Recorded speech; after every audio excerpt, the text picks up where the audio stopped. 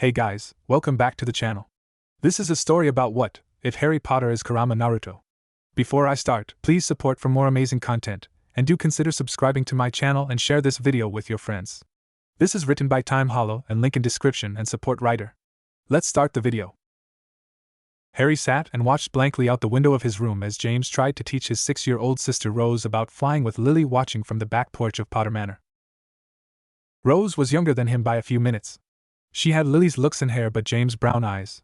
While she acted a little snobby thanks to her treatment as being a hero, she was actually very shy and nice once you knew her. She loved her older brother very much even though she hardly saw him. Harry didn't know why, probably because she saw that he could protect her better than Lily or James could that day when she got lost in the alley. Anyway, he could hear her say something about him, wondering why he wasn't there with them. James said that she was special and deserved to start early, and she didn't need to worry about her brother. Rose didn't seem to like that at all and said that she didn't even like flying before storming away. To tell the truth, James looked like he was about to have a heart attack. The top step was the best place to listen in on Rose's 5th birthday party. No one ever went upstairs, not even any reporters or his godfather Remus. Every year he sat there, listening to people sing happy birthday to Rose. No one questioned why Harry wasn't there, probably thought I didn't exist. I hated James, Lily, and Rose with all my heart, or whatever was left of it. I avoided them all the time and usually stayed in the library reading books, drowning myself in them to fill the void I felt. After a while I figured that I couldn't fault Rose and outright hate her like I did just about everything. Standing up from the stairs I walked away, towards the library like I always did. I stayed for at least an hour and went through the books that James couldn't understand, 6th and 7th year books from Hogwarts, he had to beg Lily to help him with. I was very smart and powerful, not even the lack of a wand could stop me from using magic. Levitating charms, blasting curses, transfiguring, all of it could be done with a snap of my fingers. If someone found out, they would call me a prodigy. Sitting down on a large red reading chair, Harry started reading like he always did. When the door creaked open, Harry had already known who it was. "You're missing your party, Rose. Wouldn't James and Lily be worried?" Rose slowly walked over. "But it's your party too," she murmured. Harry looked at her blankly. "No, it's your party, Rose. I don't have a place there. It's better that way. Now run along before you get in trouble," he said, going back to his book. Rose looked a little sad and started to leave. "Oh, Rose?" She turned to see Harry looking at her with a blank face and tapped his middle finger and his index finger against her forehead while saying, "Happy birthday." He knew that would affect not only the 5-year-old child but Lily, who had snuck up to find her and was watching through the crack of the door. After that, James suggested I be sent away so they could train Rose and that I would become jealous of Rose if I stayed. At first Lily disagreed, but James convinced her that it would be for the best and that when I went to Hogwarts they would just take me back. Little did they know that when they came to get me I would be long gone, and I would be walking a path that would lead me to someone who not even Voldemort would try to anger, someone who would make me a. Harry's stay at the Dursleys was, to say, unpleasant. At first they would try to beat and abuse Harry, but he would have none of that, so one day, with a few cruzzes and jinxes, Harry gave them a deal: "You leave me alone, and I'll leave you alone." At first Harry's uncle tried to force Harry to do what he wanted, and when that didn't work he tried writing to Harry's parents to deal with their freakish son, as he said, but Harry would not have the fact that he was no up to a level that would make his so-called father red with envy discovered, and with a few threats and mild curses put an end to that. But thankful he had one place where he could relax and not look over behind him every second. Harry, like all the troubled people of the world, had a place he had to go, and that place was the library. Harry loved reading and learning new things, and thanks to his higher learning skills learned up to the skills of a high schooler. And so the boy spent all the time he could in the library, in breaks and an hour after school. Not only did this give him a refuge from the world around him, it solved his Harry hunting woes to a tremendous extent, in which his hard-headed cousin, who for some reasons could not understand he should leave Harry alone, and forced Harry to, how would he say it, punish him for it. Of course, all it took for the extra school time to be heartily approved was for Harry to state that he would not be around them longer. It was at the end of his 6th year that Harry had his most life-changing event yet. He had been looking around the shelf when he tripped and slammed into wall. When he did, he saw that behind the shelf in that little space near the wall, he saw something. It was a large book. The book itself was plain, a simple brownish construct, and a foot high with a rectangular cross-section. On the front of the book the title read: The Tale of Uzumaki Naruto by Jiraiya the Toad Sage. Who could have known that at that moment a new path was opened up for our young hero, and a new tale had begun, the tale of Potter Harry, the new sage of 6 paths. Bushin no Jutsu. A cry in the middle of the night. In a abandoned clearing in the park, a young boy was suddenly joined by two mirror images. The boy looked at his animated illusions. Black messy hair, check. Baggy clothing, check. Green eyes, check. Lightning bolt scar, check. The boy smiled. Ever since he had found those books in the school library he had practiced. When he had first saw them he at first thought nothing of them, but he then thought if magic was real, what if Churka was real as well? His clones disappeared in a poof of smoke. Next, he tried his transformation. Henge, James Potter stood in the clearing. Another shout later, his former mother made an appearance before changing back into the boy. The boy smirked. He checked if he really was alone. Henge. And a black-haired girl appeared naked. The boy checked the body for flaws. It would captivate any male who had working hormones, that is. He smiled and transformed back. With a small hand movement, leaves started blowing around the view of the boy. The leaves fell to the earth. The boy was gone. Another leaf swirl and he entered the cupboard and entered it. He gazed at the forehead protector. He had black cloth, a piece of metal lay. Engraved on it was a lightning bolt. Once I mastered all the basic techniques, I'll wear it, the boy vowed. Then he closed his eyes and let sleep claim him. Note: Harry is 8 at this moment. Harry hunting, the infamous pastime of one Dudley Disley. It was fun. It was cool, it was useless. These past 2 years it was impossible to find the little freak. How Dudley didn't know, but one moment he was there, and then he was gone the other. Even now his parents told him to stop before the freak could hurt him. He didn't listen. There was no way some freak was better than him. One good thing of this was that he discovered that there was a beautiful redhead somewhere around his house. Somehow he could never get close to her, and the freak appeared near last seen spot more often than not. It could not be that the freak had something to do with it, using his freakiness to prevent him from meeting the love of his life. Oh, that freak was so gonna get it. But then he had to find him first. Not at all inspired by Ranma 1/2 really. Harry was currently hanging upside down, his feet connected to a feeble branch which shouldn't be able to carry his weight. Below him was one of his clones, searching for him. He disconnected from the tree and as he fell, made hand seals, then he shouted out, "Katan, Gokaku no Jutsu." Fire erupted from Harry's mouth. The clone looked up in surprise but managed to dodge the attack. Harry catapulted himself by kicking himself away from the tree. A short hand-to-hand battle took place. Both blocked and attacked, equal in every sense of the word. Harry did a couple of backflips and threw a rock to the clone, who caught it. The original attacked again, suddenly dumping his rockly-inspired weights. "No fair," the clone shouted, before it also got rid of the weights.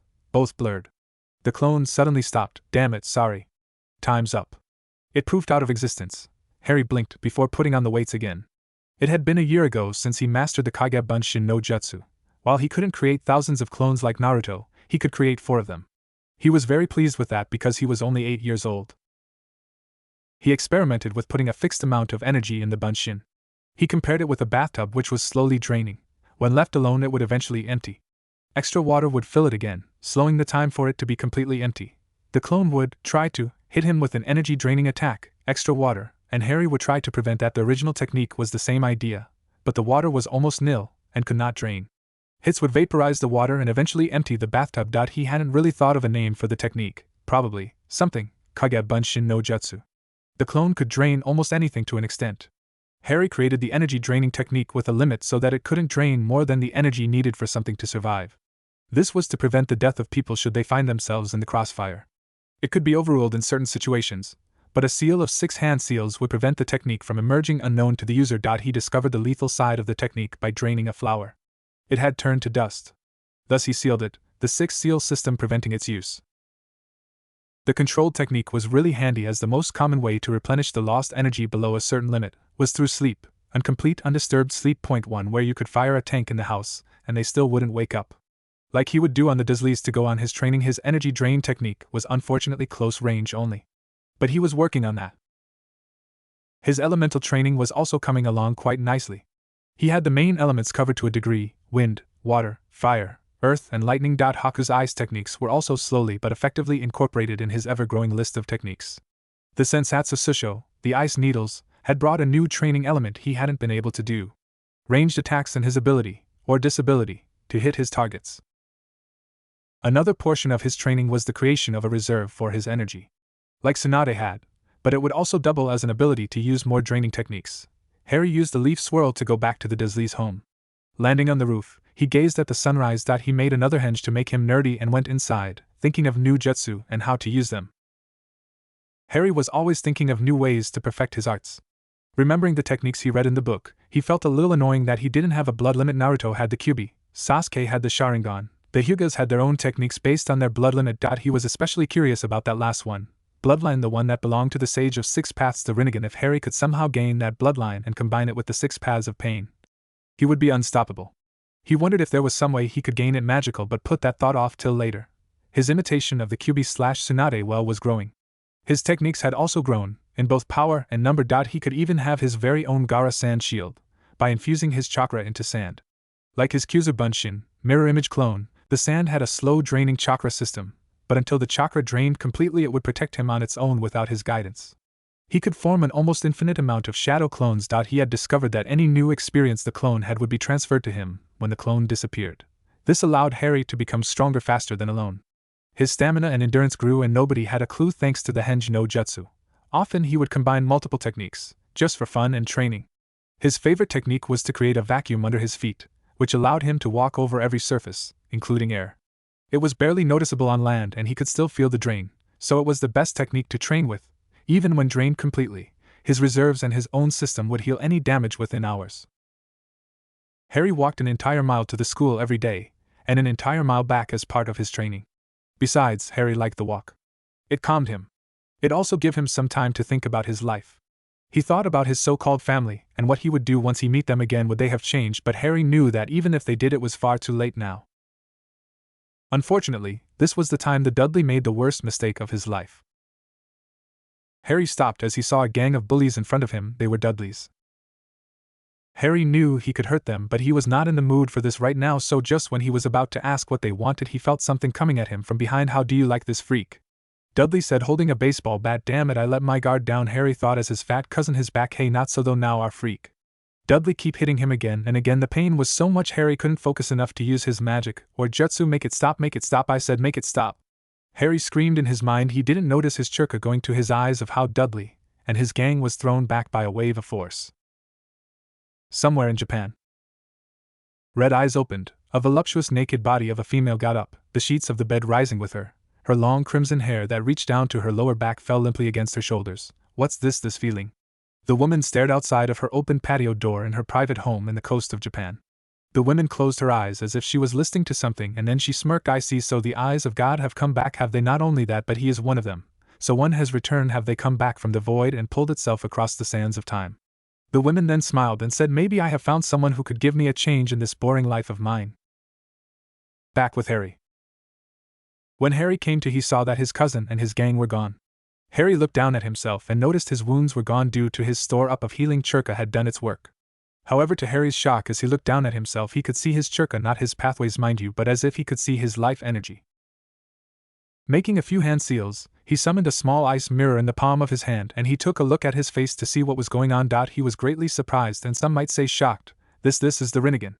But how Pain was the only who had these eyes after the sage, so how do I have them? Harry thought, but he knew these things were going to change. He could feel it.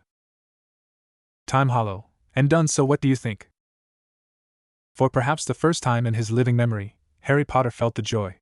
It was a curious sensation, to be unencumbered by all the messes and petty problems that the people around him were plagued with. He was literally above them all, on the top of a really tall tree in the little park that was once his refuge from his family. It was wonderful, really, to watch the clouds and relax, taking in the moonlight and the ever-present, soothing wind. One could almost feel the whispered secrets of ages past floating by your ear, just out of reach. After discovering his bloodline, Harry went into overdrive trying to learn how to use it, and learning more jutsu, but he did not forget to get his fat cousin back, so with a quick hand sign he was kissing to red-haired girl Dudley was trying to find all this time right in front of him. The face he made would be one of Harry's most happy memories, right up there with cursing his family, and when he first used his chakra. Learning to use his bloodline was slow going, but he had a few of the paths down, but he had used them with clones since he didn't have his own 6 paths yet at any rate. The Preta path, which grants the user the ability to absorb an infinite amount of chakra in any form using the blocking technique Absorption Seal. Harry used shadow clones to send low-rank jutsu at him so he could get the hang of it, and to Harry's delight found a way to send to chakra he absorbed to his growing pool of chakra he was saving. The Azura path, which grants the user the ability to summon what Harry found to be mechanized armor, which augmenting their body with extra limbs and various robotic weaponry. A bit tougher to learn as he could only get one arm covered, but after a few tries he got it down. Next, Harry tried the animal path, which grants the user the ability to summon various creatures. Harry found that it didn't summon from the clans but brought to life creatures that didn't exist. At first Harry thought that it relied on the sage's creation of all things. He couldn't help but think that this is where the sage got the idea for the buju. The Deva path grants the user the ability to manipulate attractive and repulsive forces. Was Harry's favorite path, and when he made his paths he was keeping this path for himself. Harry loved being able to simply repulsive weapons and jutsu away from him, and he found out he could even do the same with spells. While he loved the Deva path, he hated the human path, which grants the user the ability to remove the soul of any target they touched as well as read their mind. While the mind reading was something Harry could use, as nothing could block it, as Harry found out the power over souls was something that freaked Harry out, as it went against everything Harry stood for, so he made a vow that he would only use it as a last result. The only paths Harry couldn't try were the Naraka path. Grants the user two main abilities, interrogation and restoration, by using the King of Hell. The other was the outer path, which the ability granted to the wielder of the Rinnegan to revive the dead. Looking over these paths, Harry could see how Pain thought himself a god. In the meantime, Harry quietly reminded himself that ninja were supposed to be emotionless, uncaring assassins who did not let small childish things like the absence of birthday celebrations because of relatives who deserved to be buju fodder distract him from his life's greater purpose, or parents who had yet to send one card asking how you were doing. Well, maybe not in so many words, but still. The days passed slowly after that, drowning Harry in boredom's nefarious waters. It was quite amazing that in spite of the prodigy-like qualities he had, his attention span at times was woefully lacking. Something that was haunting him every single minute he spent these days. Japan Airport. A woman wearing a top hat and a tank top that hugged her frame tightly with jeans that showed off her lovely rear end was making her way to the counter for her ticket. When she got there, the woman at the counter asked, "Hello, how may I help you?" The redhead smiled and said, "Yes, I would like one ticket to England, please." "Certainly, may I see your passport?" The woman smiled and handed it over. The airport employer looked it over for a moment, then said, "Everything seems to be in order. Have a nice day, Miss QB." The woman looked up and the employer would swear she saw the woman's eyes were slated red crimson. "Thank you," QB said, walking to her flight. As she sat down, she looked out the window and said, "Let's see what this new sage is made of, shall we?" At that moment, Harry Potter woke up, having had a dream where he saw a giant red fox with 9 tails. The spelling and format the chapter was written in was decent. I did not have a problem with. Everything else was kind of horrible. You use some unrealistic cliches and seem to have a set way you want the story to go, so you force it rather than making sure what you wrote seemed somewhat logical. Obviously, magic is not real. Your audience can agree with you to an extent, and so some suspension of disbelief for that. What I can't believe is the Potters and everyone they associate would forget about the other child. You're saying that they are that shallow they will ignore the one that is not famous for being special? Now the ignored child is also very smart and powerful and is capable of doing various cases of wandless magic. Of course, the kid is not smart enough to realize that his parents would like him more if he displayed that he was special. Like he could do wandless magic and they would turn their nose to it like it was nothing. He also beaten by the Dursleys and even tells the authority figures with signs of abuse, I assume, and the situation was not handled? Why did not Harry use his special wandless magic to throw the Dursleys around if they were hurting him? Harry, sounds like you got a flame, huh? Time hollow. It's not funny, I write so everyone can enjoy reading my spin of things. As for the answers to this, I'll go in order from the list of concerns, he said. 1. As Dumbledore said in the books, fame can turn heads around and take into fact how James was in his Hogwarts years. As for Lily, she did it because she saw how things were going and thought this way Harry could at least get some of a normal life. Next, Harry didn't show them his skills because of 2 things. 1. Harry thought they would not believe him, or he was just doing it for attention.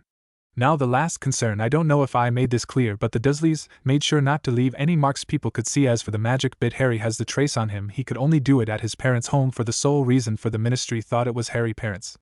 The last thing is that this is fanfiction for a reason. Harry, well, that was long. What else? Time hollow. Next to Rogue Naya, I thank you for the advice and I'll try to change it up a bit. Harry, oh, that'll be a first? Time hollow. Yeah, well, that's a key point of reviews. They give us new insight on our works. The last one goes to Tanis19. There will be a poll up on my page as soon as I get this uploaded, so by the time you get done reading this chapter, check it out. Harry, is that all of them? Time hollow. Yeah, now then let's get on with the story, shall we? Oh, and the first bit will be told in Rose's point of view in her first year of Hogwarts, and so no one will ask later. There will be flashbacks to explain some details. By the way, this story will now contain some incest, so you're on warning. Harry had finally received his Hogwarts letter, and much had changed in that time. One thing was the sinking reputation of his uncle and aunt. After he had got his bloodline, Harry decided to make sure he left his family a goodbye gift which involved one of his paths, and the King of Hell combined that with a few seals which were loaded with some of his genjutsu, and the whole street now thinked his family were nutcases. Neighbors began talking about the lunatics who lived in number 4 Privet Drive and how badly they talked about that polite young man when they saw Harry. It was good to be Harry Potter when the Dursleys were arrested, a little genjutsu and the police had them in cuffs and were dragging Vernon and Dudley off to prison for child abuse, assault, criminal negligence and forced servitude. Being on the other side of the abuse wasn't something they were used to or fond of, but now they had no choice but to deal with it. Harry was ready as he sat waiting for Hagrid to arrive, so he could go to the alley to get his school supplies. His new military light flak jacket had several cargo pockets holding his explosive notes, and several other tools he felt he might need. He also coated his eyes with a high-level genjutsu so he showed his normal eyes and not his bloodline. A knock at the door got Harry's attention, and he walked past the reading Petunia without looking back. It was time for him to go. Hagrid was disturbed by Harry when Dumbledore asked him to take Harry to get his things. He had at first asked why Lily and James couldn't. Dumbledore said that they were too busy getting Rose ready for Hogwarts, so Hagrid had agreed, but when he met the Harry he was expecting someone like the boy's parents. What he got was someone who Hagrid would think had been in battle, for the way he moved was almost like he was staking his prey. Harry sighed as yet another wizard came up to ask about his sister, and where he had been all this time. As he noticed Diggory come up to ask again, he had asked Hagrid if they could hurry. Lucky for him, Hagrid agreed. "Come along, Harry, we still need to do your shopping," Hagrid said. "Ah, thanks for that, Hagrid. I was getting annoyed at all the people wanting to ask me all those questions," Harry stated. "Don't mention it," Hagrid replied in his upbeat tone. Harry smirked as he strolled through Diagon Alley. It took all his willpower and his training to keep his eyes peeled forward while he wanted to run from store to store exploring the wonders of the magical world. 10 years of being cooped up in Surrey made this experience all the more exciting. Up ahead he could see their first stop, Gringotts Wizarding Bank. Hagrid frowned as he followed behind Harry. He was proving to be less like his father as the day wore on. James Potter had been a show-off and an attention-seeker who would always do his best to attract attention. But Harry Potter was the opposite. He easily attracted attention without even trying, yet simply ignored it. No, from the looks of resentment the men threw at him, and the blushing faces of the women they passed, he knew what attracted them was the boy's charm and beauty. He had seen scenes like this many times, but those had been in France and always involved one of the villa. For a human to draw such attention such as this was unheard of, and he knew Harry had no villa blood within him. Hagrid could not help but think given a few more years the boy would be a real lady killer.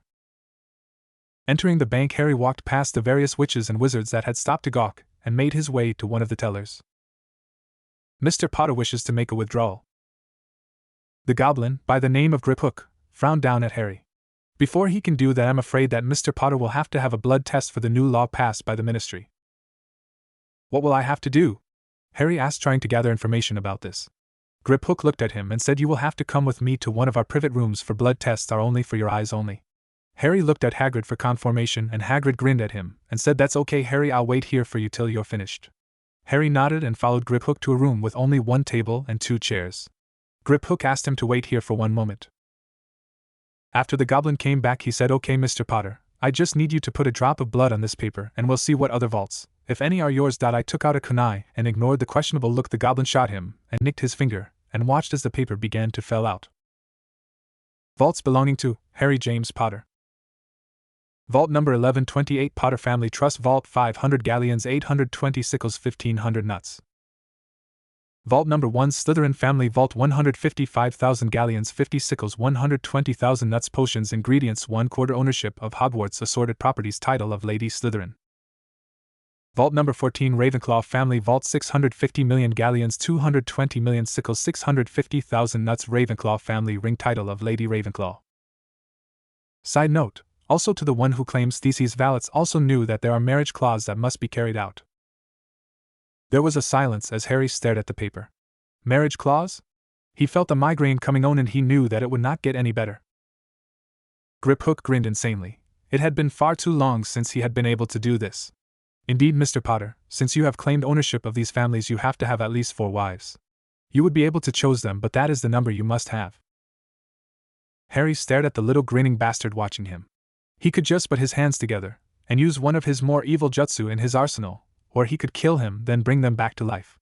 But he held back on the plus side. Since he had so much money, he had been given a type of wallet. All he had to do was say the amount he needed, and it would appear. Afterwards, Harry told Hagrid about the wallet but not what he inherited. Afterwards, Hagrid had to get something from Vault 713. Harry didn't mind but was wondering about the package Hagrid had took out of the vault. Hagrid led him back to the alley's entrance. From there they could walk past the stores one by one and loop around. Entering the apothecary, Harry was informed by Hagrid that a man by the name Snape was the potions professor at Hogwarts. Harry bought a large shelved closet and filled it with several different ingredients. The closet was enchanted to shrink when tapped with a wand and also extended the lifetime of materials stored within it. He bought a year's supply of ingredients with over 10 years until they expired inside the closet. Shrinking the closet down until it was the size of a card deck, he placed it into a magically expanded shopping bag and followed Hagrid out the door. Rather than continue with his original plan, Hagrid dragged him across the street to the cauldron shop where Harry purchased a brass, iron, gold, and silver cauldron as well as a set of scales and 2 pairs of knives that magically cut ingredients for the user. He also got a pair of magical ladles that would follow any instructions given and stir the potions perfectly. When Hagrid asked how he had the money to pay for those, he just said that he had a lot of money in his vault. Exiting the store, Harry crossed the road, once more ignoring the looks sent his way by passerbys, and walked past the apothecary as well as quality Quidditch supplies where several children were gawking at the newest broom, a Nimbus 2000. Entering a small stationery shop, he purchased 3 packs of parchment in white, yellow, and black.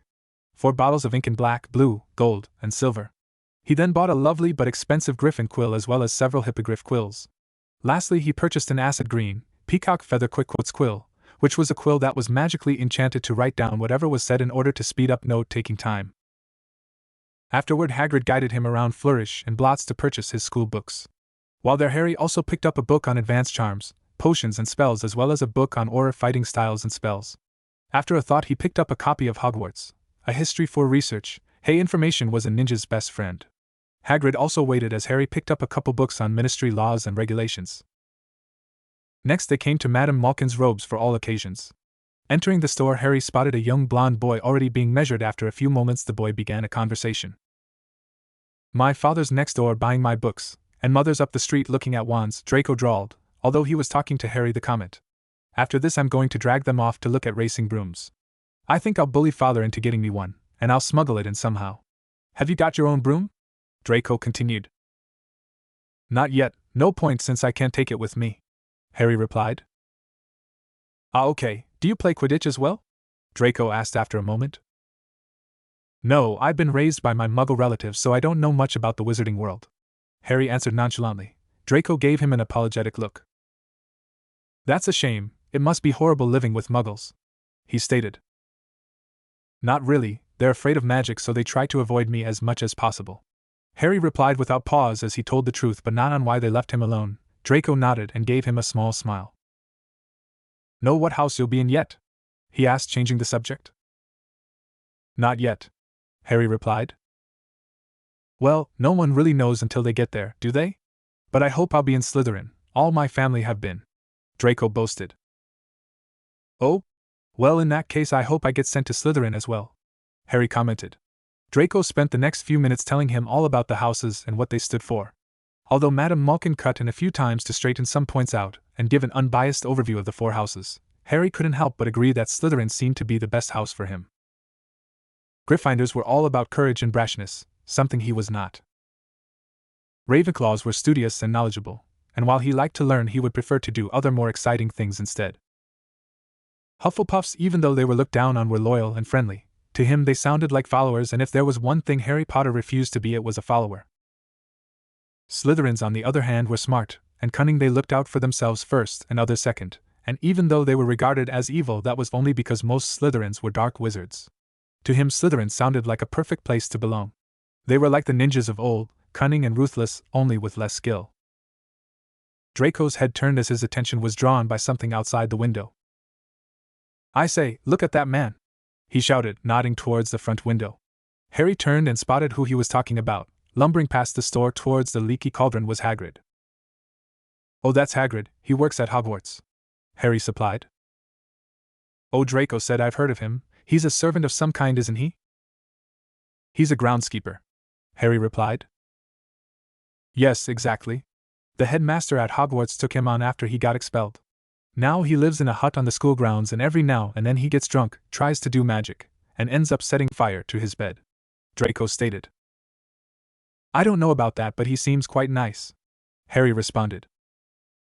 Before Draco could reply, Madame Malkin announced that his robes were finished. Jumping down from the pedestal, Draco extended a hand to Harry. It was nice meeting you, Potter friends, he asked. Smiling back at the boy, Harry shook his hand. Sure thing, he replied. As Draco collected his robes and paid the seamstress when an elder blonde-haired man walked in. Oh, father! Draco exclaimed excitedly. This is my new friend Harry Potter. Harry, this is my father Lucius Malfoy, Draco said, introducing the two. Harry shook the older man's hand. A pleasure to meet you, Mr. Malfoy, he said politely. And I you, Mr. Potter? Lucius replied with a nod. How have you found the wizarding world in comparison to the Muggle world? He asked. Oh, it's quite wonderful, Harry replied. Living with Muggles is so boring. I'm just glad I was accepted to Hogwarts, he added. At this time, Madame Malkin also finished up with his robes. Buying 7 pairs of plain black school robes, Harry also purchased 7 black dress shirts, 7 pairs of black pants, 2 dark green inner robes, and a black outer robe with a silver trim. The last robe was a dress robe used for dances and formal gatherings. He also bought a pair of black dragon skin boots as well as a pair of green dragon skin boots. Lastly, he purchased a pack of black socks and 3 ties, all with the same design. They had large black stripes bordered with slightly thinner green stripes, and the green stripes were then bordered with silver threading. Moving to the on-shelf section, Harry picked out several sets of casual clothing that could be worn in both the Muggle and magical worlds. Most of the clothes were in black and silver or multiple shades of green. Lucius smirked and nodded to his selection of Slytherin colors, but frowned when Harry also purchased a crimson dress robe with gold trimming, obvious Gryffindor colors. Paying the seamstress, Harry placed all his purchases within the enchanted bag and went out the store. He said his goodbyes to Draco and Lucius as the two headed to Ollivander's, while Harry and joined up with Hagrid and entered the magical menagerie. The store was very cramped and stuffy, filled with various animals. Ignoring the snakes' hissing complaints from their cage, Harry followed behind Hagrid. According to the school rules, students were only allowed a toad, owl, or cat while at Hogwarts. After spending time viewing each creature, Harry crossed off the toads from his list. He had expected some to be magical descendants of Naruto's summons, but all the store contained were normal variety toads. An owl was also crossed off since he had his own way of delivering letters that was faster, and pet owls tend to stick out with Muggles. In the end, he chose a blue and silver striped half-Kneazle. The cat had taken a liking to him, and Harry decided to name it Yujito since it was female. Hagrid had looked at him strangely due to the strange name, but had kept silent as Harry purchased a cage, some food and toys for his new pet. After that, he stopped in at a luggage store to purchase a trunk. The trunk was magically expanded to hold up to 10 times its regular limit. Unlike the other trunks though, this one came with a small school bag that was connected to the trunk. Anything stored in the trunk could be withdrawn through the bag by sticking your hand in, and thinking of what you wanted could also be connected to a library at home as well. Getting the trunk shrunk by a clerk, Harry stored it within his shopping bag and followed behind Hagrid as they left the store. Walking past the joke shop and the second-hand robes store, Harry entered Ollivander's wand shop. He noticed that Draco had already left, and only he, Hagrid, and an old man were within the shop. As the old man walked over to speak to them, Harry smirked, and with his hands behind his back casted one of his well-like genjutsu, and a moment later Hagrid and Ollivander froze as their eyes glazed over. Casting a minor illusion over the store so he wouldn't be interrupted, Harry slipped behind the counter and into the workshop behind the store. Behind the counter was a room filled with many strange objects. There were several different logs of wood laying about. On a table to the side was a small pile of glowing feathers. Beside them was what had to be the biggest heart he had ever seen. It was at least twice the size of his head and seemed to still beat with a steady rhythm. The pile of glowing feathers were actually phoenix feathers, and next to the door, hidden from his line of sight until he entered the room, was a large pile of unicorn hairs. He began to look around the room searching for the correct items. He found his goal in the form of a bookcase at the back of the room hidden behind a tapestry. Searching quickly, he pulled out 5 tomes. Each was bound in red with a black number on the front, numbering from 1 to 5. Above each number was the book's title: A Warlock's Guide to Wand Crafting. Harry smirked as he viewed the collection. When he still lived with his parents, he had looked up the laws on underage magic.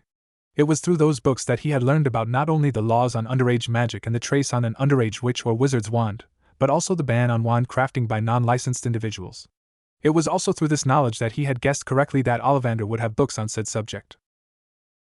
Opening the first book, Harry slowly flipped through the pages, taking the time to memorize and burn all the information into his mind. Thanks to his bloodline, no matter what it was, anything he read was broken down and stored into his mind.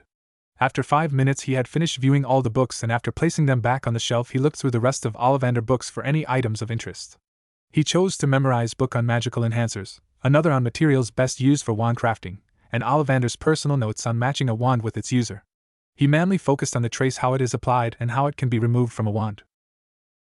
Once finished, he hid all hints of his actions and quickly fled from the room. Slipping back into the main section of the store, he walked over just as Ollivander was finished finding a wand suitable for his illusionary self. Taking his position in front of the man, he reached out and grabbed hold of the wand Ollivander offered. As he took hold of it, he felt to his shock Churka, but not human Churka. This Churka felt dark and had a murder's intent behind it. He listened as Ollivander explained the wood came from a large tree in Japan where it was said a very powerful wizard made the entire forest. When he heard that, it did not take long for Harry to come to the shocking conclusion that this wand's wood came from a tree in the land that was once known as the Land of Fire, and the village hidden in the leaves.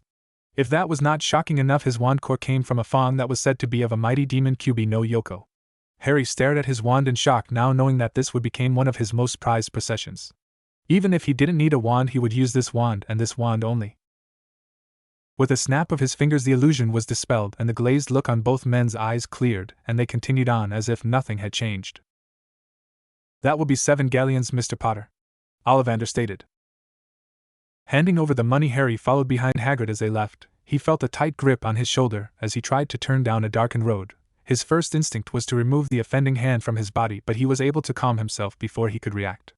Turning, he followed the arm up to a stern-looking Hagrid who was shooting a disdainful look down the alleyway. "I would suggest you avoid Nocturne Alley, Harry. It is not a place for respectable wizards to venture into. There are many dark and forbidden items for sale within the alley," Hagrid explained, glaring down into the darkened alleyway. Nodding to the older man, Harry shot one last look at Nocturne Alley before continuing on his way. Passing by an ice cream store and a candy shop, Harry made a stop inside a magical instruments shop. "Welcome, what can I help you with, sir?" the attendant asked from behind the counter of the small store. Harry noted that the walls were covered with different clocks, each with a different function but none of which told the time. Within the glass counter were various watches, 2 boxes of rings as well, and several necklaces and pins. A large cabinet to the right of the door held various weapons and holsters, while another held different items of dress, like sunglasses and earrings. "Hello, I'm just looking," Harry replied as he walked up to the counter. Spotting an item of interest, he asked, "Can you tell me what this watch here does?" He asked, pointing at a round silver pocket watch with a fox on the front. "Picture a full metal alchemist watch, and you get the picture, with a black chain." "Ah yes, that's one of the old items that end up here. It has 2 functions, each activated by this button," the attendant explained, holding up the watch and showing off the button that opened the watch. "The first function has a bullet and notice me note charm," the attendant said. "The second function is like a tracker. Simply point the watch at what you want to track and push the button. The watch will then magically send you signals allowing you to track down whatever you cast it on." Harry nodded along and pretended to be fascinated with that. The watch was low on magical power, meaning it would most likely have a limited range. It was far simpler for him to use his senses when tracking someone. How were all these functions added to the watch? He cut in as the clerk was moving on to the 4th function. "I don't know, the watch was brought in from a trader from Japan, but if it's similar to how we do it here, then the watch was enchanted. Enchantment is a demanding but rewarding branch of magic that you will have the option of taking in your 7th year," the man explained from his spot. Harry simply nodded in reply as he filed the information away. He would definitely have to look in on enchantments. Nodding, Harry placed the watch on the counter. He also placed a pair of rings that served as short-range radios, enchanted glasses that protected the eyes from potion fumes, blinding spells as well as dust and debris, a necklace with a large blue sapphire that was enchanted to increase the wearer's luck as well as protect from danger by use of a medium power shield spell, a wand holster that could go around the waist or the wrist and was enchanted to prevent the wand within from being summoned. Lastly, he picked out a matching pair of 12-inch long daggers enchanted to never dull, never stain, as well as cause wounds that couldn't be healed with magic. Ignoring the now constant gawkers, Harry made his way past the last few stores and eventually they arrived back at the Leaky Cauldron, where Hagrid suggested they get some lunch while he explained a few things. Inside the bar they had a run-in with a tall fidgety man by the name of Quirrell who Hagrid seemed to know. He learned that Quirrell was also one of the professors at Hogwarts, and would be teaching him defense against the dark arts. After shaking the man's hand for close to 5 minutes, they managed to get a table and order lunch.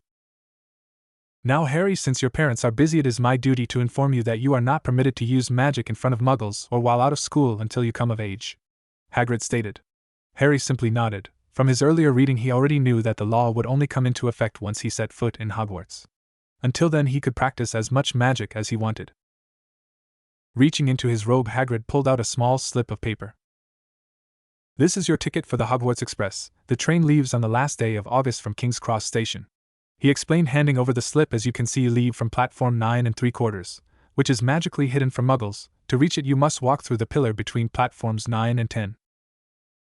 Harry nodded in understanding as he tucked the ticket into his pocket as their food arrived.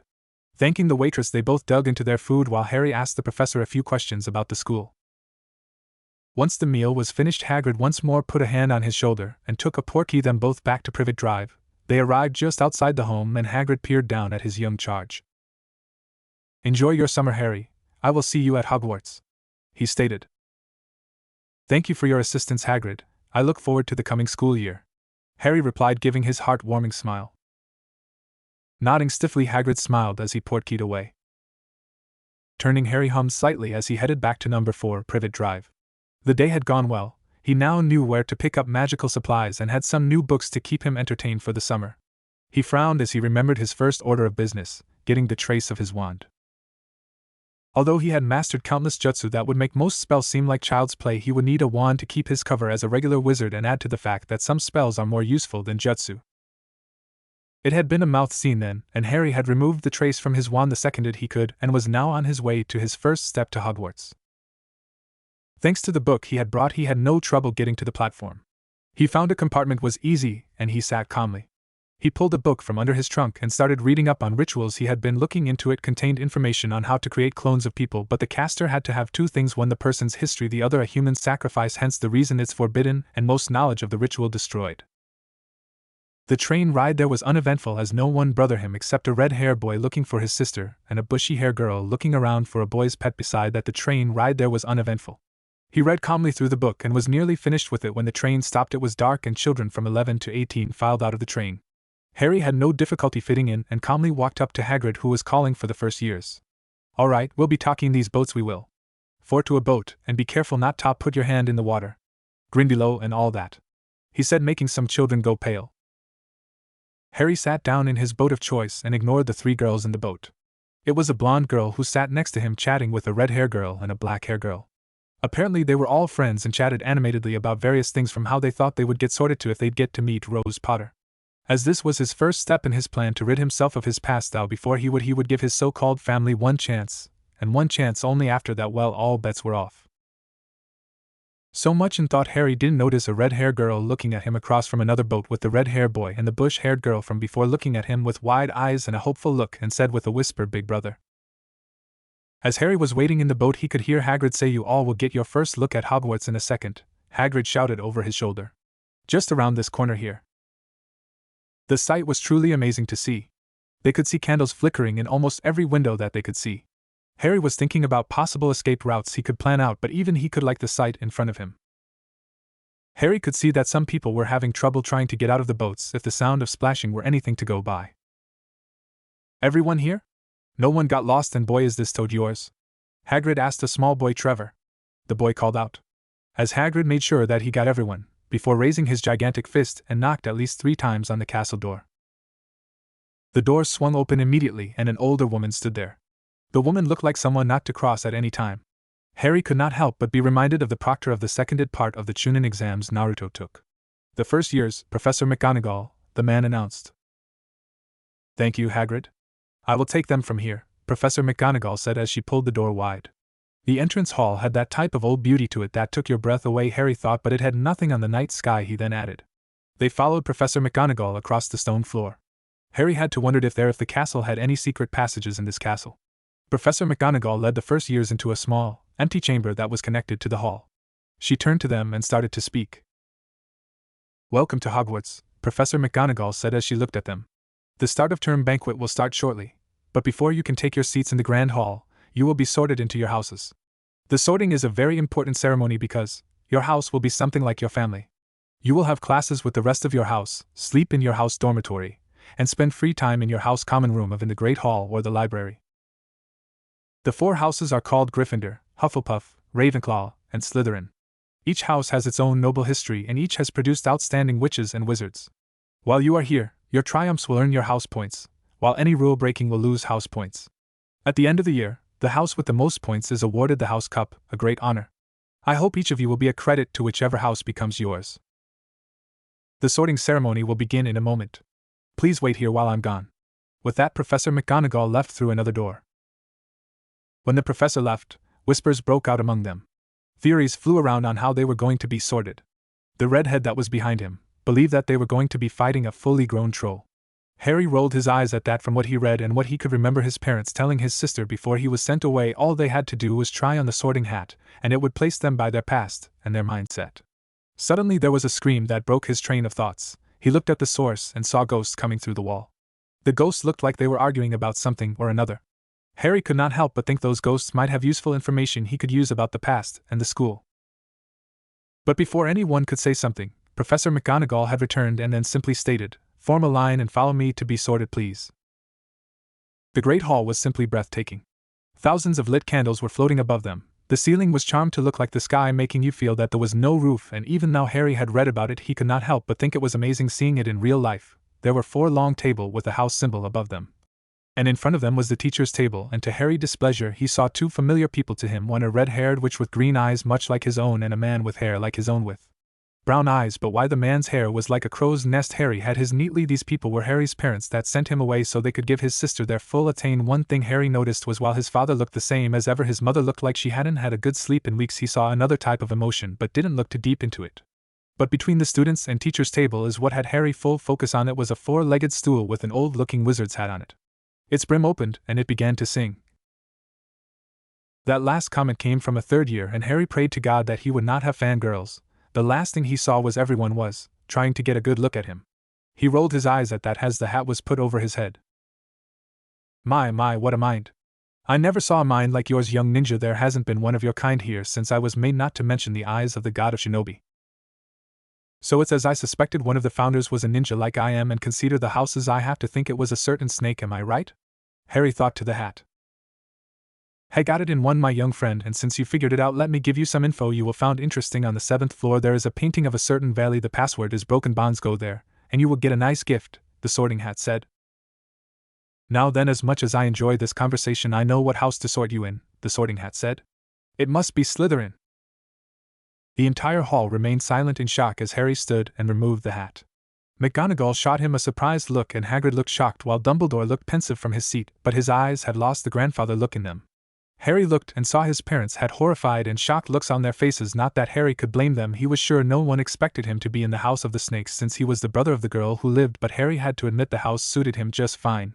He turned to look at the others who had not been sorted, and while most had the same looks as the others in the hall, the one Harry was paying attention to was his sister. He saw something he didn't expect to be a look of acceptance, and something else he couldn't tell.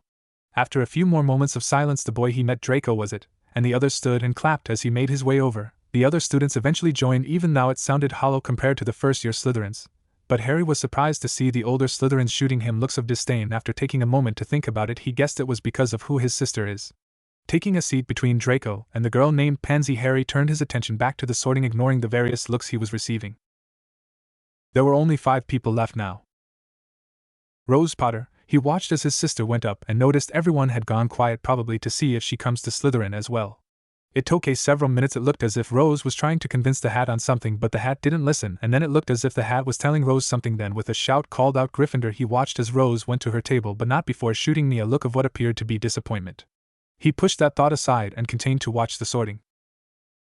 Dean Thomas, a tall boy with warm dark brown skin, went to Gryffindor. Lisa Turpin was a Ravenclaw, and then it was the redhead who was trying to talk to Rose was called up. Ron Weasley.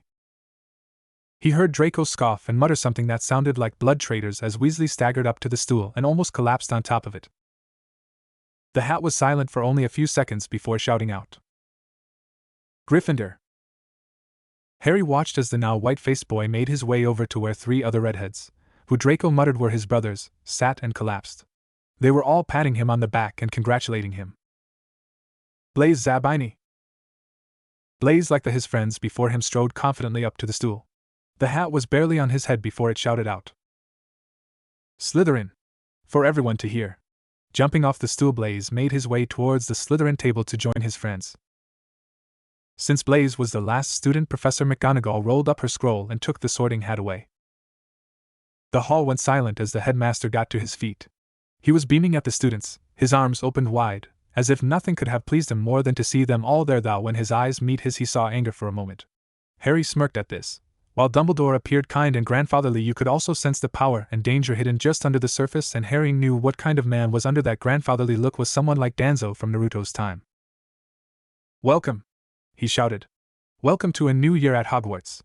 Before we begin our banquet, I would like to say a few words. And here they are: Nitwit, Blubber, Oddment, Tweak. Thank you."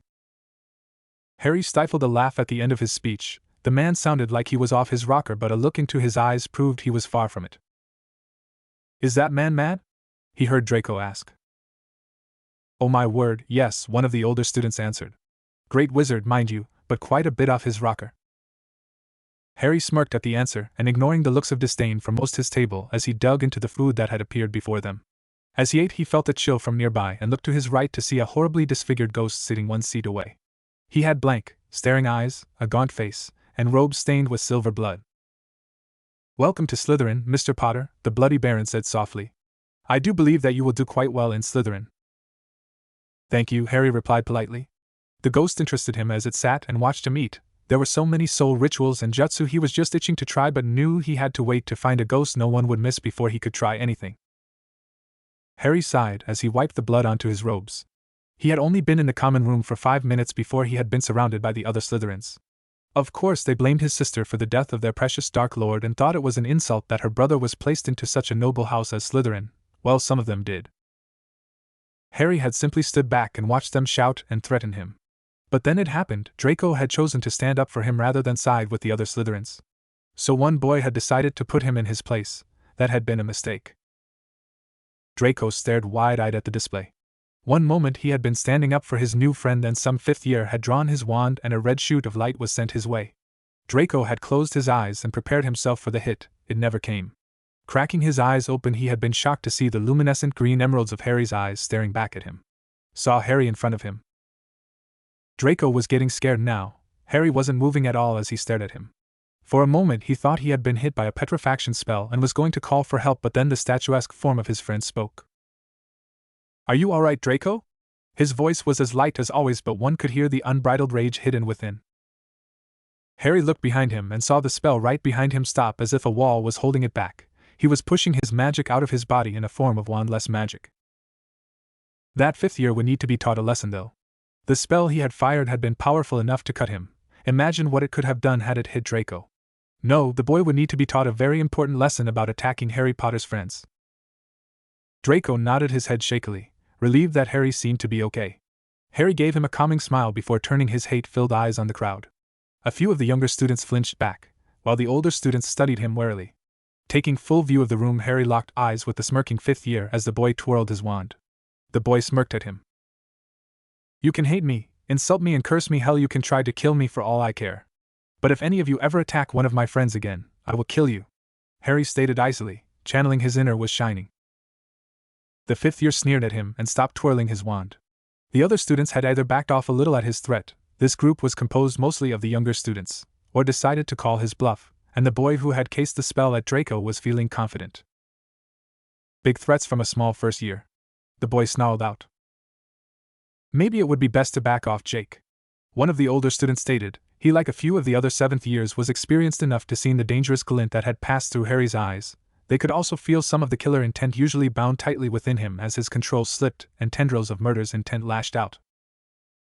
"Bugger off, Long, he's just a kid trying to look tough," the boy, Jake Long, replied. At this time, Pansy, who had been looking over the shaken Draco, chose to speak up. "Back off, you prat. Leave us alone, we didn't do anything to you," she shouted. The boy growled and raised his wand towards her. A few of the other students called out a warning or tried to stop him, but they were too slow. As Jake uttered the first syllable to the spell, his eyes widened in shock. Unlike most of the others who were looking at either him or Pansy, Jake had kept his eyes locked on Harry in order to taunt him as he cast his spell.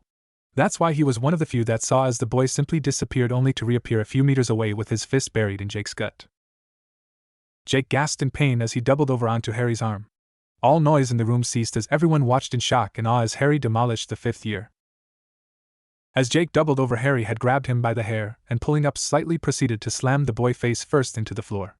A few winced as they heard the crack of a broken nose. Pulling the head up again, Harry slammed his face into the floor and repeated the action.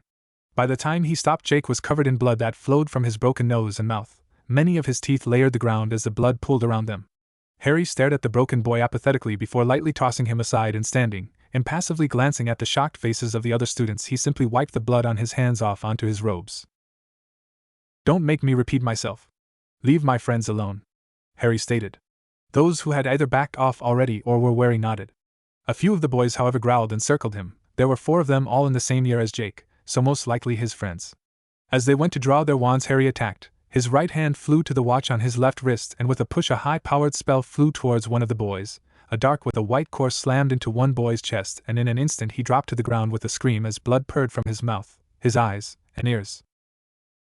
As the spell fired from his hand, Harry was already moving. In a blur of movement he appeared midair in front of the much taller boy with his fist cocked back. Making sure to pull back on his considerable churka-infused strength, he brought his fist down on the boy's face. For the first time since entering the common room, a grin spread across Harry's face. His friends shuddered when they saw it. This wasn't one of his kind, heart-fluttering smiles. No, this smile was filled with pure malice and bloodlust. His face was twisted with dark glee, and if people knew, they would compare it to the demon of the bloody mist. As the older boy's nose broke and his fist drove him head first into the ground, rendering him unconscious. By this time the last 2 boys had drawn their wands and locked onto him. "Stupefy," one shouted. "Petrificus totalis," the other called out. The ball of red light flew quickly, followed by a gray light. Harry dodged the stunner as he leapt away from the downed student. The full body bind dissipated as it hit the shield provided by his pocket watch. Harry smirked as the seals on the back of the watch activated. He could feel as the magic was drawn from the offending spell and added to his reserves. The power that had been drained by his watch was already half returned thanks to the amulet. Before the 2 could fire off another spell, Harry had disappeared in a blur of movement, and the 2 gulped as wood and steel pressed up against their necks. This was the scene Severus Snape walked in on as he came to check up with the prefects. A group of frightened but impressed Slytherins stood watching a blood-soaked Harry Potter as he stood within the circle they formed. 3 unconscious bodies lay scattered around him, their blood soaking the floor as he stood with his wand and a dagger pressed against the necks of 2 other boys and a look of dark glee placed firmly on his face. Snape coughed loudly from the entrance, all eyes turned towards him. "Well, isn't this interesting?" he drawled out in his bored tone. No one made a sound, they just continued looking from him to Potter boy, who had yet to move a muscle. Snape resisted the urge to twitch as the boy just looked at him without a care in the world. When he had first saw the boy he thought he would be a copy of his father, but after this he could tell there was nothing farther from the truth, and by looking at some of the boys he could saw he was more his mother child from what he remembered during their time at Hogwarts. Will be explained later. "Pusey, Bletchley, take those 3 to the hospital wing." Snape snarled at the 2 at the point of Harry's weapons. They gladly rushed away, levitating the forms of their 3 friends. Harry finally put his wand and dagger away once it was safe. "Warrington, go with them," he snapped at one of the prefects. The boy nodded dumbly before rushing off. "The rest of you off to bed." The crowd broke off, heading to their various rooms. "That includes you too, Mr. Potter," he added when the boy hung back, most likely expecting punishment or demands for an explanation. Harry shrugged and followed after his friends. "Oh, and Potter," Snape called out. Harry stopped and looked back. "I had been asked by the headmaster and your parents to see if you wanted to switch houses," Snape drawled. Taking a look at the blood-soaked floor he smirked. "But it seems you'll fit in perfectly around here." Harry smirked and went off to bed. School had begun the next day. They had to study the night skies through their telescopes every Wednesday at midnight and learn the names of different stars and the movements of the planets. For Harry, who would look up to the sky when he was small, this was one of his favorite classes.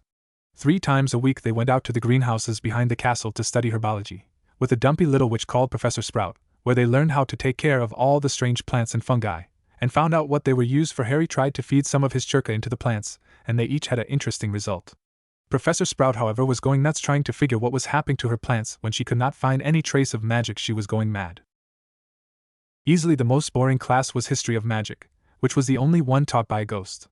Professor Binns had been very old indeed when he had fallen asleep in front of the staff room fire, and got up next morning to teach, leaving his body behind him. Binns droned on and on about goblin wars while they scribbled down names and dates. Most fell asleep except for him, and the busy hair girl, but now at least he had found one ghost for his plans. Professor McGonagall was again different. Harry had been quite right to think she wasn't a teacher to cross. Strict and clever, she gave them a talking to the moment they sat down in her first class. Professor McGonagall was again different. Harry had been quite right to think she wasn't a teacher to cross. Strict and clever, she gave them a talking to the moment they sat down in her first class. Transfiguration is some of the most complex and dangerous magic you will learn at Hogwarts, she said. Anyone messing around in my class will leave and not come back. You have been warned. Then she changed her desk into a pig and back again. They were all very impressed and couldn't wait to get started, but soon realized they weren't going to be changing the furniture into animals for a long time. After taking a lot of complicated notes, they were each given a match and started trying to turn it into a needle. By the end of the lesson, only Hermione Granger had made any difference to her match. Professor McGonagall showed the class how it had gone all silver and pointy, and gave Hermione a rare smile. But when she saw that his was done, she said, "Well done, Mr. Potter. It seems you inherited your father's knack for transfiguration. 5 points to your house, Mr. Potter."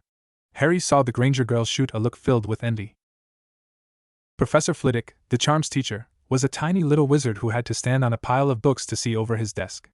At the start of their first class, he took the roll call, and when he reached Harry's name, he gave an excited squeak and toppled out of sight. Defense against dark arts, taught by the stuttering mess called Quirrell, was incredibly bothersome, his teaching irksome, and the whole hour was boredom.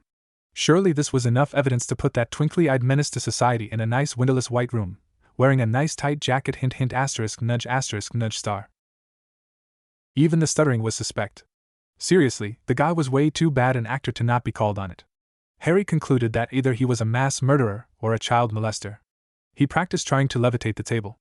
He should have been rewarded for not trying to transfigure it into something that was just enough to eat the professor, like a mouse or even a cat. So far he had not had any classes with his parents, as his mother was the Muggle studies teacher and his father the flying teacher, so he was okay there. As for his sister, he had his first class with her next potions. Well, this should be interesting. A day had passed without much accruing. Harry had kept up his preference in his classes. So far he had none of the classes his parents were teaching, but that would change today. Today he had potions, then flying class. While Harry loved high places, he didn't want anything to do with his father or mother. As for his sister, well, he didn't know what to think of her. When he lived with them, she would try to get him involved with them, even though his parents didn't even think of him. Rose did. After thinking about it, Harry could find no reason to hate his sister along with his parents. So he would give her a chance, but only one. With that thought, Harry set out for his next lesson. Potions lessons took place down in one of the dungeons.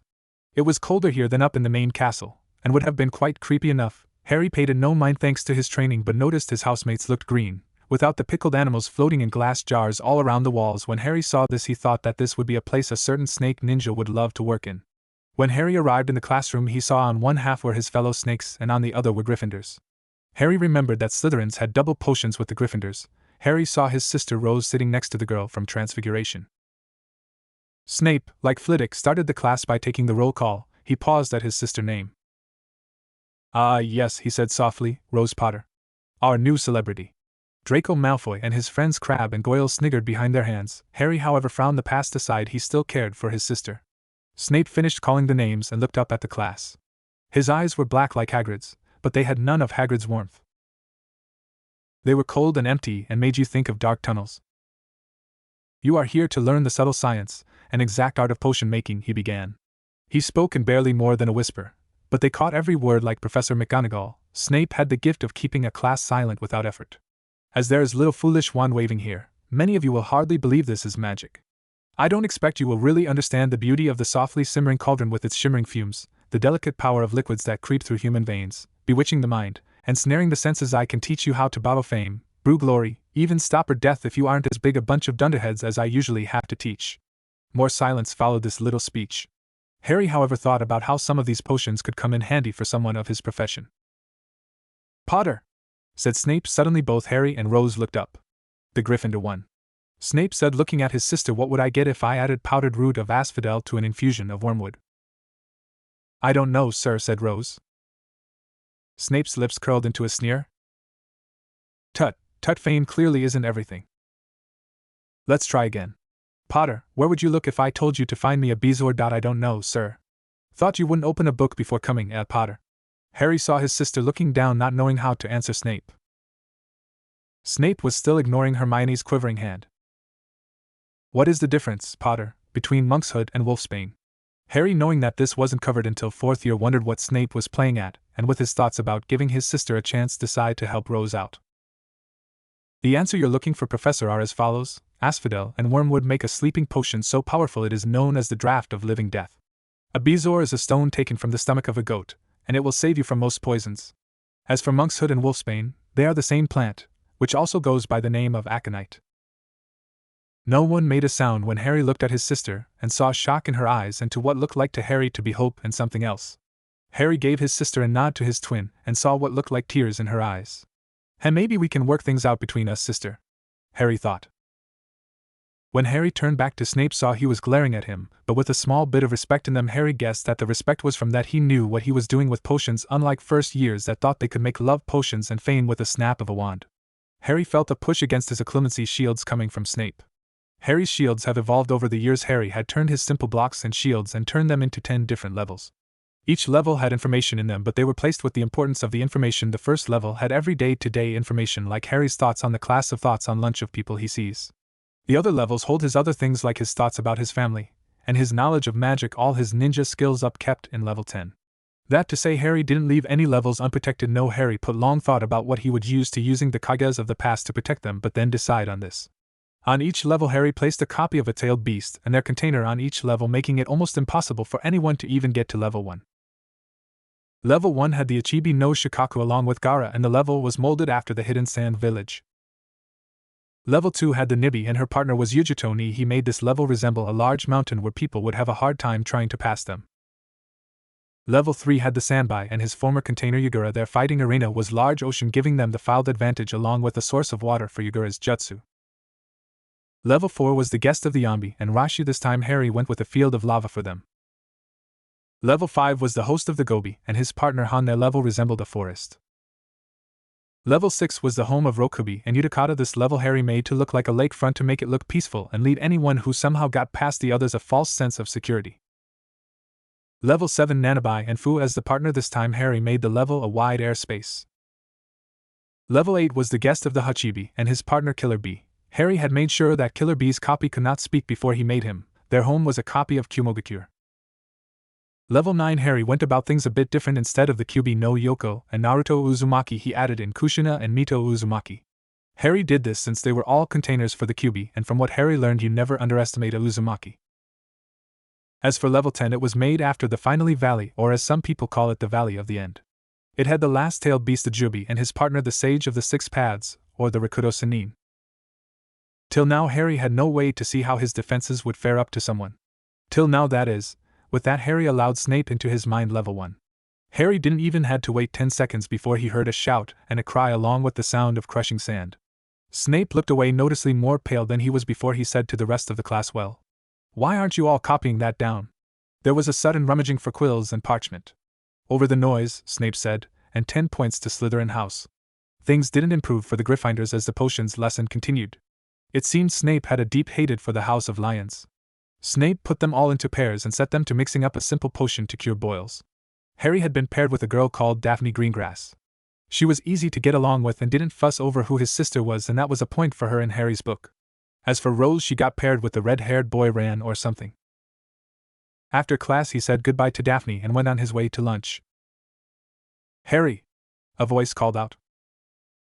Harry turned around and came face to face with Rose, who looked like she ran to catch up with him. She looked at him with eyes that looked a second to bursting into tears.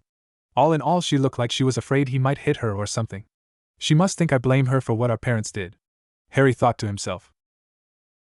With that in mind, Harry gave her a smile and said, "Hello, Rose, what can I do for you?"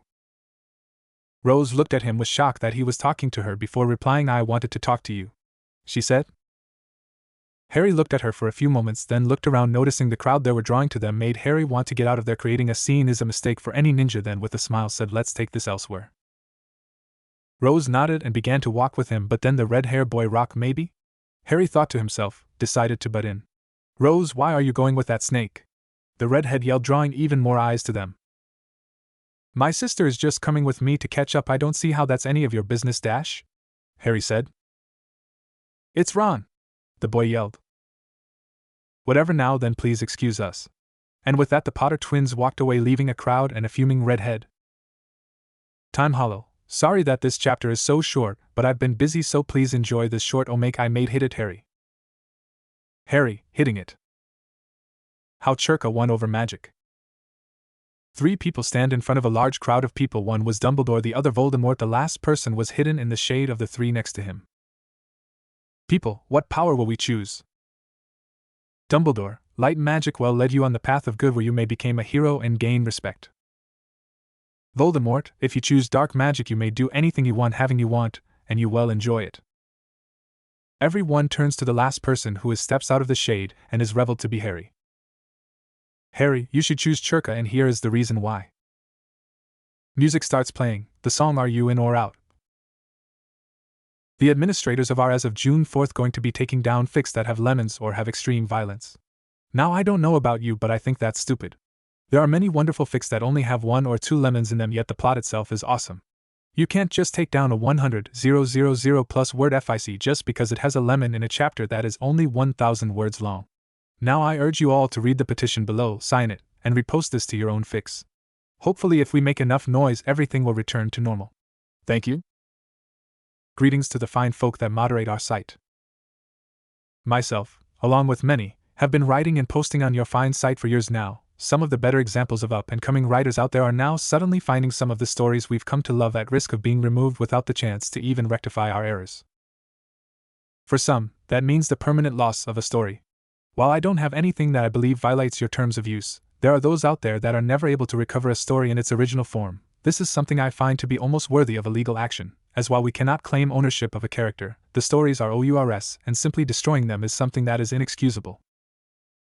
It's quite easy to simply add an MA rating, additional filters or even a simple requirement for a free membership to read the stories presented here, and would cut down on hateful anonymous reviews and posts at the same time, so I have to question as to why such a thing, in all this time, simply wasn't added.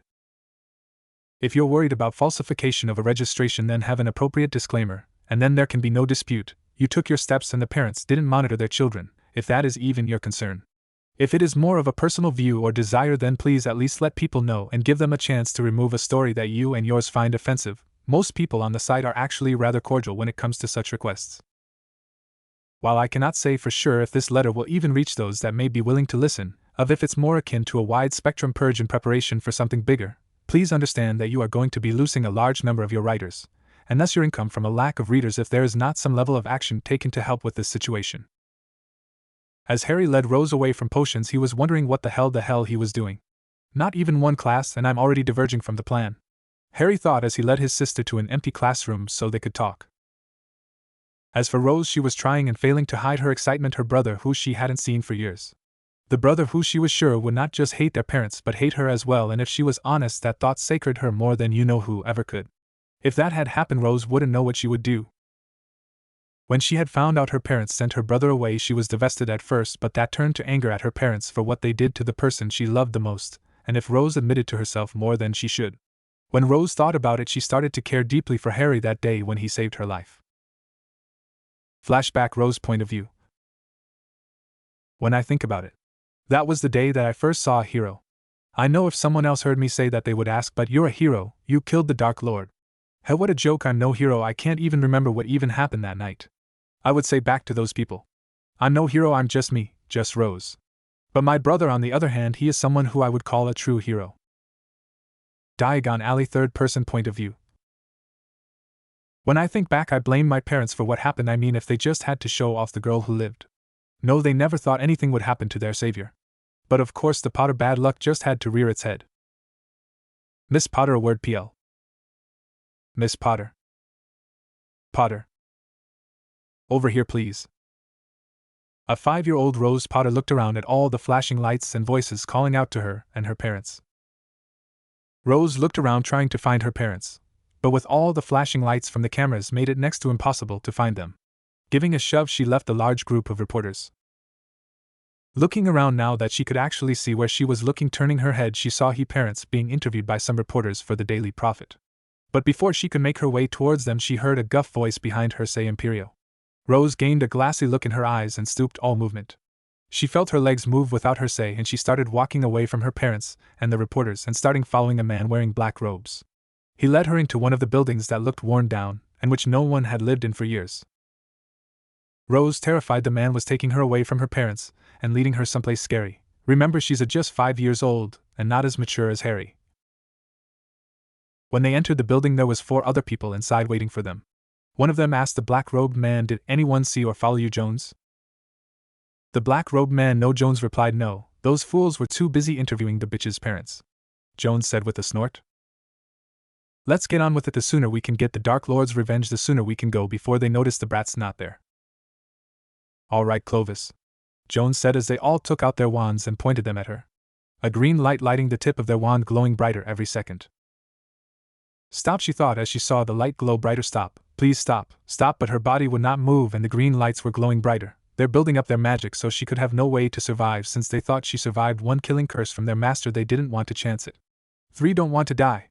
She screamed, thinking she was going to die when she hadn't done one thing in her life, and it was gone in a heartbeat. Suddenly she could move again, but before she could marvel, she heard a scream of pain behind her. Rose looked behind her and saw a sight that would be in her memory forever. Harry was standing on the back of the Jones, who was behind her with one of the man's arms being twisted behind the man back, giving the man and his comrades a glare. "Here I was wondering where my cute little sister was, and here I found her surrounded by trash." Rose at that moment would later say that she could see what looked like a fox with 9 tails was behind her brother, giving everyone but her an evil smile like it would enjoy the blood that was about to be spilled. "Who the hell are you, brat?" one of the men that had remained quiet up till now shouted at her brother. "I'm just a big brother looking after his sibling, that's all you need to know," Harry said. Harry then looked at her, and his eyes softened, and said with a small smile on his lips, said, "Sorry, Rose, you need to sleep for a bit."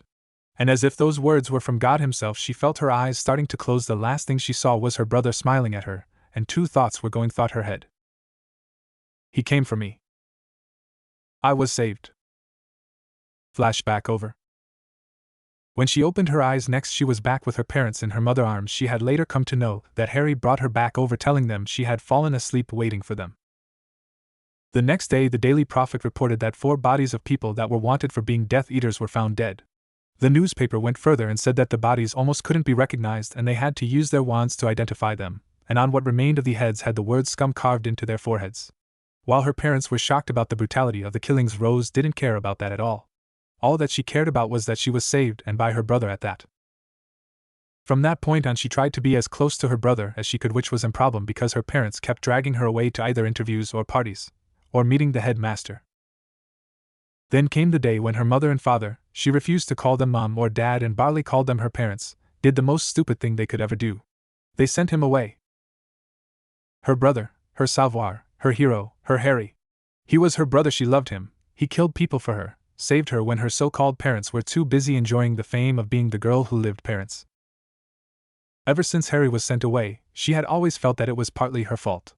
Considering that their parents had always tried to only include her, and acted like she was the only one there. She had missed him so much, it was wrong, she knew it was wrong, but that day he protected her from those men. At first she thought that it was only a sibling thing, but the older she got the more she realized that she loved him. Not sibling love, real love. Incest wasn't as frowned upon in most of the wizarding world, take the Malfoys for existence. The thing she was worried about was the fact that he might not like her the same way. Thinking about it made her remember what happened when her parents had told her they sent her brother away and what she said to them. Another flashback. "Mum, do you know where Harry is?" Rose asked her mother as she looked around for her brother but couldn't find him anywhere. Lily glanced at James before looking at her child. They didn't know how to tell Rose they sent Harry away because they thought he would get in the way or would get jealousy because of the training they wanted Rose to have, to help prepare her for the day the Dark Lord returned. "Have a seat, Rose," James said, hoping their daughter would understand what they did was for the greater good, and see what they did as a noble thing. Rose, looking at her parents in confusion, sat down wondering what was going on, and where was her brother. Lily took a breath and said, "Rose, as you know, we have been planning to start training you to fight for the day the Dark Lord returns." Rose nodded her head, knowing she would have to be prepared. Besides, it would help her with her true goal in life. "Another hint here for you folks." James took over and continued, "After talking about it with each other and the headmaster, we decided to make sure that Harry wouldn't get in the way or get jealousy of you and try to hurt you. He should go live with your mother's sister." Rose blinked once, twice, 3 times. "You did what?" Rose yelled at her parents. "Now, Rose, we know you might not like it, but you have to understand what we did was for the best." James tried to reason with his irate daughter. "Understand, you sent my brother away for some bullshit reason," Rose yelled back. "Rose Potter, watch your language," Lily said, shocked at her daughter's language. My language, you sent your only son away. And for what? Because you thought he might be angry he's not getting trained. What do you think he won't be mad you two sent him away because you didn't want him? Rose shouted, not understanding what her parents were thinking. Did they think Harry would just happily forgive them? Were they brain damaged? At that, Lily looked downcast and guilty. She knew that Harry would be angry, but James and the headmaster said that he would get over it when they would come to take him back. James, on the other hand, didn't see what the fuss was all about. So what if they sent that brat away? He was nothing compared to his daughter. Why couldn't she see that? In the end, they argued until late in the night. No side would back down, but much to Rose's anger, her parents refused to bring her brother back. That was the last day she would ever say she loved her parents, or even think of them as parents.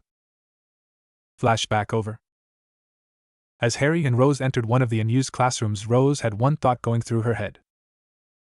Harry, I'll get to accept me no matter what. Because two think I'm in love with you. What if Harry Potter is Kurama Naruto? And thanks for watching my video till the end.